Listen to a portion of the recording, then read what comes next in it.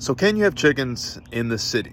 Well, this is a multifaceted question because first we have to figure out what is your city law, and that should be pretty easy to look up. You can look up the municipality codes on your, city government website potentially, or you can call the city. But let's assume your city does allow you to have chickens.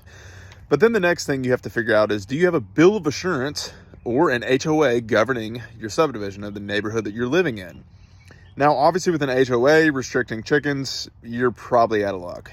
There's always an HOA Nazi that is going to hear you have chickens and report you. And then, obviously, the HOA is going to come after you, and you're going to have to get rid of the chickens. So, let's say you don't live in an HOA neighborhood, and you simply just had a neighborhood that was built in the 80s, and there's a bill of assurance or a CC&R document governing that the neighborhood you're living in. Well, if there is a restriction against chickens, but your city allows chickens, well, then what do you do at that point?